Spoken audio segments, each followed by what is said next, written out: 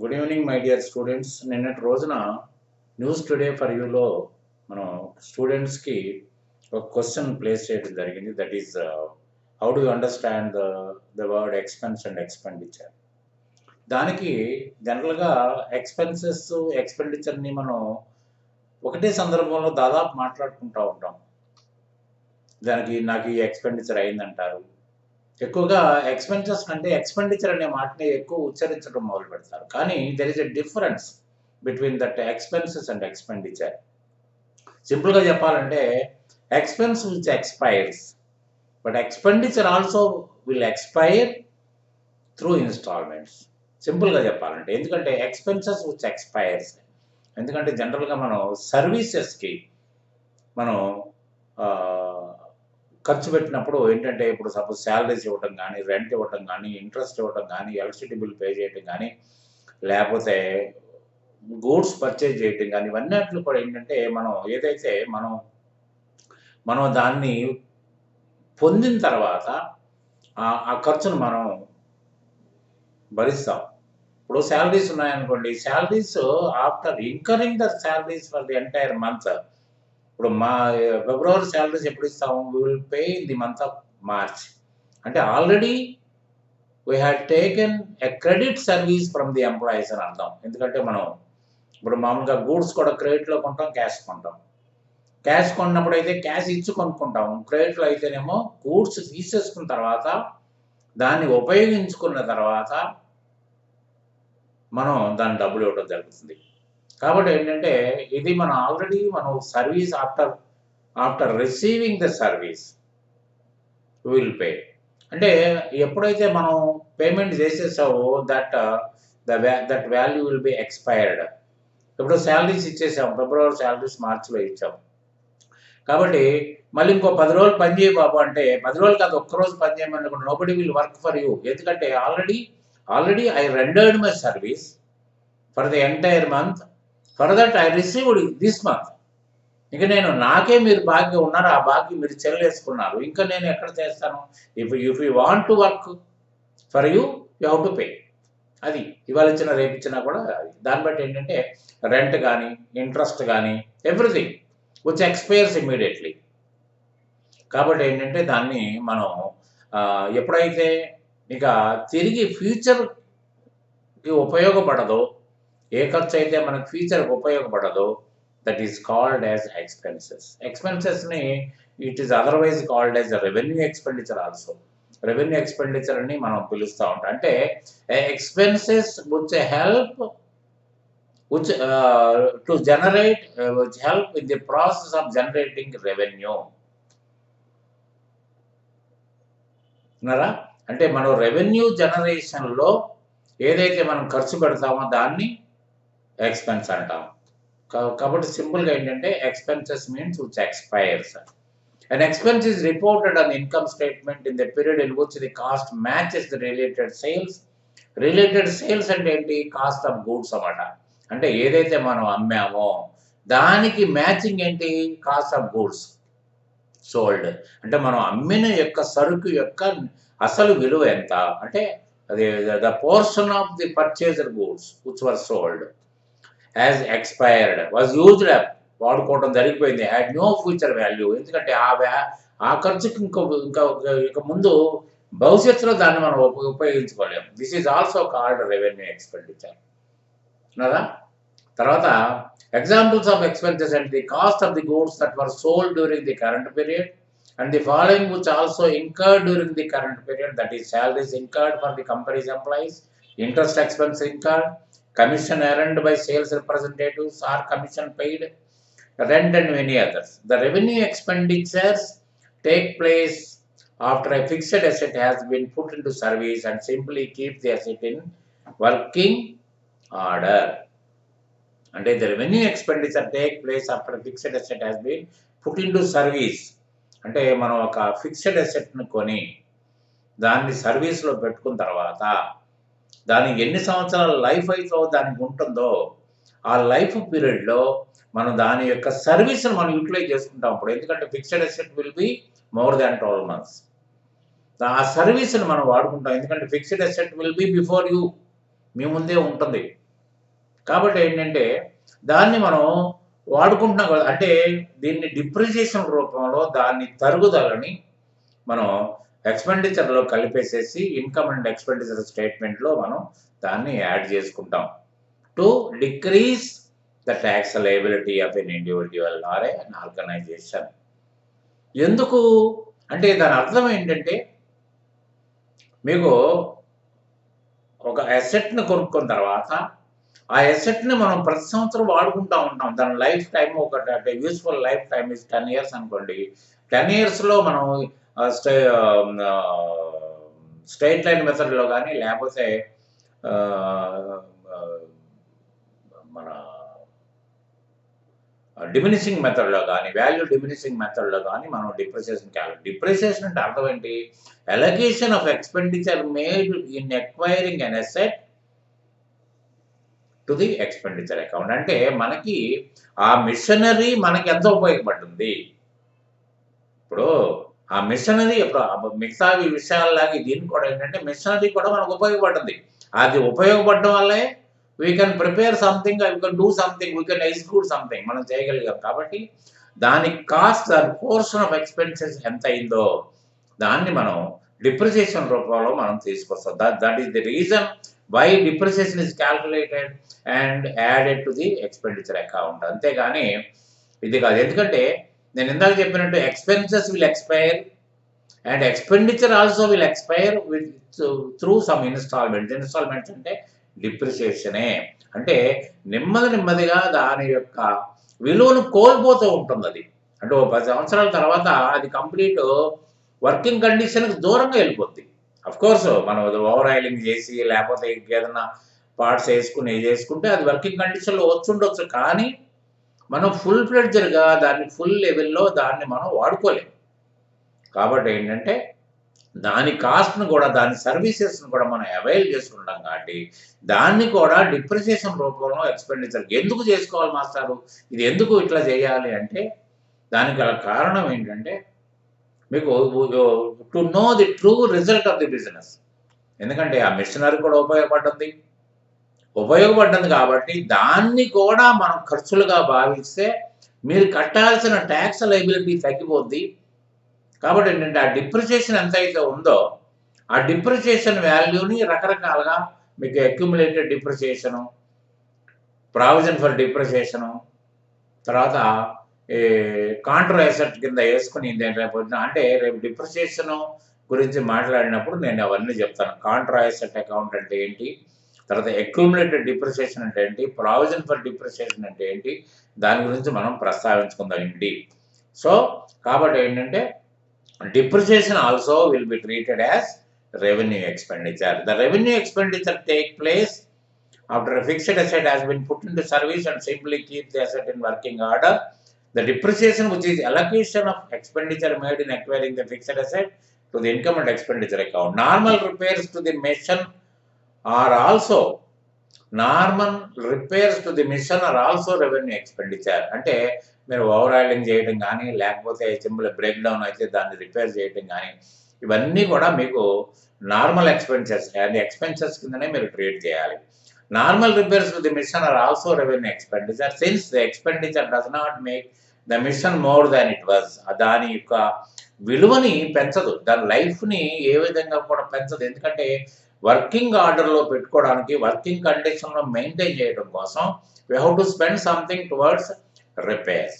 Since the expenditure did not make the machine more than it was nor does it extend the machine's useful life. దాని యొక్క జీవిత కాలాన్ని అయితే పెంచదు. Working లైఫ్‌ని మాత్రం అది మార్చదు. ఏదైతే మార్చదో దాన్ని మీరు రెవెన్యూ ఎక్స్‌పెండిచర్ కిందే లెక్క. As a result normal repairs will also be reported on the income statement as an expense in the accounting period when the repair is made. అన్నారా?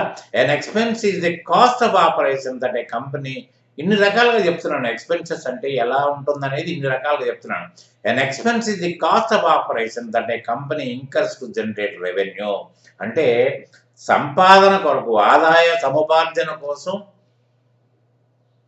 ఖర్చు పెట్టి ఆపరేషనల్ ఎక్స్‌పెండిచర్‌ని మీరు రెవెన్యూ ఎక్స్‌పెండిచర్ అంటారు. ఉన్నారా? యాజ్ ఏ మామూలుగా ఒక పాపులర్ ఒక usage ఉంది. దాంట్లో it cost money to make money. అంటే డబ్బు ఖర్చు పెట్టి డబ్బు సంపాదించుకోవడం. డబ్బు సంపాదించడానికి డబ్బే ఖర్చు పెట్టాలి. It cost money to make money. ఉన్నారా? కాబట్టి ఏంటంటే business are allowed to write off tax deductible expenses on their income tax returns to lower their taxable income and their tax liability. దీన్ని మనం ఈ రెవెన్యూ ఎక్స్పెన్సెస్ అన్ని కూడా including depreciation మీకు will be used while filing in the income tax return to decrease the tax liability. దానివల్ల ఏంటంటే these are the allowable expenses కాబట్టి these will be allowed to decrease the tax liability. The balance will be paid. The balance liability will be discharged by paying a challan while filing the return of income every year. అది దానికి ఉన్న పరిస్థితి అది. సరే, అప్పుడు then what is the definition of expenditure? Expenses గురించి మనం మాట్లాడుకున్నాం. ఎక్స్పెండిచర్ అంటే ఏంటో చూద్దాం. Expenditure is otherwise called as capital expenditure. దాన్ని రెవెన్యూ ఎక్స్పెన్సెస్ అన్నాం కదా, దీన్ని క్యాపిటల్ ఎక్స్పెండిచర్ అంటారు. Is a payment or disbursement. The expenditure may be the purchase of an asset, a reduction of a liability, a distribution to the owners. అంటే ఒక asset కొనుక్కోవడంలో this is outflow of money. Outflow of money ఎన్ని రకాలుగా ఉంటుంది? 2 రకాలుగా ఉంటుంది. ఒకటి day to day expenses meet కావడానికి, రెండోది ఒక అసెట్ పర్చేజ్ చేయడానికి. అసెట్ పర్చేజ్ చేయడానికే కాకుండా to decrease the liability decrease చేయడం వల్ల ఏమవుతుంది? అంతమంది అసెట్ విల్ బి ఇంక్రీజ్డ్. అట్లనే the expenditure may be for the purchase of an asset, a reduction of liability, a distribution to the owners. Distribution to the owners means distribution of profit to the owners or drawings also will come under this. ఉన్నారా? కాబట్టి ఏంటంటే ఇది liability తగ్గించడం కోసం కానీ, withdrawal of capital గురించి కానీ, తర్వాత మీకు ఒక అసెట్ని కొనుక్కోవడానికి కానీ దీన్ని క్యాపిటల్ ఎక్స్పెండిచర్ అంటారు. A capital expenditure is an amount spent to acquire or significantly improve the capacity or capabilities of long-term assets such as equipment or building. దీన్ని ఒక అసెట్ కొనుక్కోవడం కోసం కానీ, లేకపోతే అసెట్ యొక్క క్యాపబిలిటీ ఆర్ కెపాసిటీ పెంచడం కోసం కానీ. సపోజ్ ఇప్పుడు డే టు డే మనకి ప్రతిరోజు మనకి టెక్నాలజీలో మార్పు రావడం వల్ల మనం ఇవాళ ఏదైతే మిషన్ వాడుతున్నామో మనం దాని మరొక నెంబర్ తోటి మళ్ళీ అప్గ్రేడ్ అయ్యి వస్తూ ఉంటాయి. మీకు సెల్లు చూస్తూ ఉంటారు కదా అట్లా. అటువంటిప్పుడు ఏంటంటే ప్రతిసారి వచ్చినప్పుడల్లా ఇది డిస్పోజ్ చేసేసి కొత్త అసెట్ మనం కొనుక్కోలేము. కానీ ఒక అసెట్, ఒక డివైస్ కొనుక్కొని దాన్ని కనుక యాడ్ చేస్తే ఈజీగా దానికి వర్కింగ్ స్పీడ్ పెరుగుద్ది. అంటే capability of working capacity can be improved with that. అంటే మీకు పనిచేసే సామర్థ్యత పెరుగుతుంది మెషిన్కి.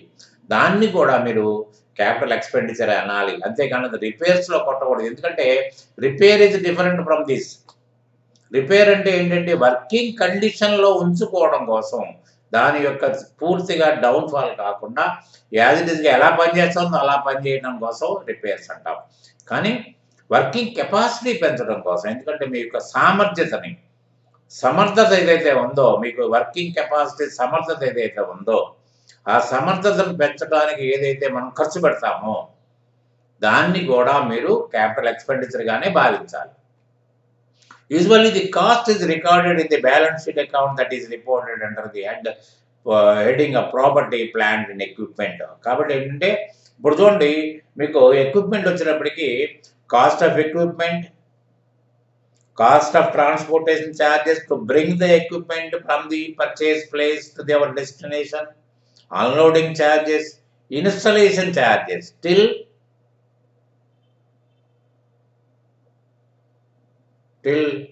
the switching the button. ఎందుకంటే మీరు బటన్ ఆపరేట్ చేసేంత వరకు కూడా ఏదైతే ఖర్చు పెడతారో that has to be capitalised. అంతేకాని ఇప్పుడు suppose if you take for example a vehicle purchased vehicle cost is to be added with the first time insurance and the tax token. If not paid, you will not be allowed to move on the road by the RTA authorities. కాబట్టి ఏంటంటే మీకు అంటే మీరు కొన్న asset మీకు పనికొచ్చి condition ఉపయోగించి condition వచ్చేంత వరకు ఏదైతే ఖర్చు పెట్టారో that has to be capitalised. అంతేగాని అసెట్ కాస్ట్ ఒకటే పెట్టుకుని కదా. అట్లనే suppose if you purchase furniture removal property for 2 crores, everything was paid, key was handed over to you by the owner of the previous building. So if the property is not transferred through a legal process by paying the registration charges, by affixing the stamp duty, etc., in the future you may be kicked off from the premises to the road by the earlier owner, previous owner. ఎందుకంటే మీకు building key was handed over simply, but not the right on the property was not transferred. The right of the property used to be transferred from the owner of the previous ఎందుకంటే అలా లేకపోతే ఏమవుతుందంటే రేపటి రోజు మీకు దాని మీద హక్కులు ఉండవు. కాబట్టి ఏంటంటే building cost of the building plus the stamp duty and the registration charges paid to the registrar of sub-registrar and the document writer charges, if any. So all these things are to be treated as an asset cost. అర్థమైందండి మీకు. అట్లనే మీకు ఇంప్రూవ్మెంట్కి మనకు వాడింది, తర్వాత ఇట్లా ఈ right transfer చేసుకోవడానికి వాడింది, ఇవన్నీ కూడా are to be treated as a fixed asset cost. అంతేగాని దాన్ని సెపరేట్గా మీరు రాయడానికి వెళ్ళదు. జనరల్గా ఏంటంటే మీరు అకౌంటెంట్గా ఉన్నప్పుడు ఇప్పుడు ఇన్స్టాలేషన్ ఛార్జెస్ ఎక్స్పెండిచర్లో కొట్టేస్తారు, transportation charges of the machinery ఎక్స్పెండిచర్లో కొట్టేస్తారు. కానీ తర్వాత మీ సీనియర్ అకౌంటెంట్ కానీ లేకపోతే ఆడిటర్ గారు కానీ finalising the account he will add back these things, that is transportation on asset, unloading of asset, and then installation charges on an asset will be added to the asset account. Thus, by this act, the profit and loss account, the net result will be changed. If it is on loss, the loss will be increased. If it is on profit, the profit will be decreased. అది మాత్రం జాగ్రత్తగా పెట్టుకోవాలి మీరు. The assets cost except for the cost of land will then be allocated depreciation expense over the useful life of the asset. The assets cost except the cost of land. ఎందుకంటే ఏదైతే limited life ఉంటుందో దానికి అంటే ఒక definite life ఉండాలి అసెట్కి. 10 సంవత్సరాల 15 సంవత్సరాల ఒక లైఫ్ ఉండాలి. ఆ లైఫ్ ఉన్నదానికే మీకు డిప్రిసియేషన్ ఉంటుంది, బిల్డింగ్ ఉంటుంది, మిషనరీకి ఉంటుంది, ఇవన్నీ ఎక్విప్మెంట్కి ఉంటుంది. బట్ ల్యాండ్కి ఉండదు. ల్యాండ్కి అంతవన్నీ ఇది ఉండదు. ఇప్పుడు బిల్డింగ్ ఉందనుకోండి, కొన్ని సంవత్సరాలు పోయిన తర్వాత శిథిలావస్థకి వెళ్ళిపోతుంది, శిథిలం అయిపోద్ది. కానీ భూమి అలాగే ఉంటుంది అది. కాబట్టి ఏంటంటే ల్యాండ్ విల్ నాట్ బి డిప్రిసియేటెడ్. గుర్తుపెట్టుకోండి, ఎప్పుడు ల్యాండ్కి మీకు డిప్రిసియేషన్ ఉండదు. కాబట్టి ఏంటంటే అది గుర్తుపెట్టుకోండి. కాబట్టి దీంట్లో ఈ ఫిక్స్డ్ అసెట్లో మీకు అంటే ఫిక్స్డ్ అసెట్ మామూలుగా capital expenditure will also be expired through instalments in the form of depreciation. అది మాత్రం బాగా అర్థం చేసుకోండి. తర్వాత ఇంకొక విషయం ఏంటంటే ఈ సందర్భంగా నేను మీకు చెప్పేది ఏంటంటే ఇవాళ కోవిడ్ సందర్భంగా ఉన్న ఉద్యోగాలు వెళ్ళిపోయినాయి, కొత్త ఉద్యోగాలు రావాలంటే అంత తేలికైన విషయం కాదు. అలా అని భయపడాల్సిన అవసరం లేదు. కొత్త ఉద్యోగం మీకు రావాలి అంటే ఇవాళ మీరు సంపాదించిన డిగ్రీ కానీ మీరు అక్కడక్కడ నేర్చుకున్న ప్రాక్టికల్ నాలెడ్జ్ కూడా సరిపడదు. ఎందుకంటే నేను ఎవరిని విమర్శించట్లేదు దీంట్లో. అంటే మీరు you have to test your self. ఇవాళ టాలెంట్ నేర్చుకున్నారు, ఫోకస్ నేర్చుకున్నారు, వింగ్స్ నేర్చుకున్నారు, రకరకాల ప్యాకేజెస్ నేర్చుకున్నారు. Can I work through the knowledge gained through my practical training in institute అనేది మీకు మీరు టెస్ట్ చేసుకునే ప్రయత్నం చేస్తే తప్ప, లేకపోతే ఏమవుతుందంటే ఇవాళ అన్ని రకాల సమర్థుడికి మాత్రమే ఉద్యోగం వస్తుంది. ఎందుకంటే he has to look after the data work, he has to look after the junior accountants duty, and you have to finalise the things which is the part of senior accountant. ఇవన్నీ చేస్తే మాత్రమే మీకు ఉద్యోగం రాయటం ఖాయం. కాబట్టి ఏంటంటే రేపొద్దున 5లో అన్లాక్ 5లో కనుక ఏదన్నా కనుక రిలాక్సేషన్ కనుక వచ్చినట్టయితే నేను I will conduct some interviews, pre interviews, అంటే prior to the original interview, PRE. నేను మీకు ఇంటర్వ్యూస్ పెడతాను. మీ సమర్థతను మీరు టెస్ట్ చేసుకోవడం మీకు కష్టమైతే నా టెస్ట్ ద్వారా మీరు ఎంత సమర్థులో, లేకపోతే ఏం చేస్తే రేపొద్దున నేను హ్యాపీగా ఉద్యోగానికి వెళ్ళగలుగుతాననే నమ్మకాన్ని నేను కలిసి ఏర్పాటు చేస్తాను.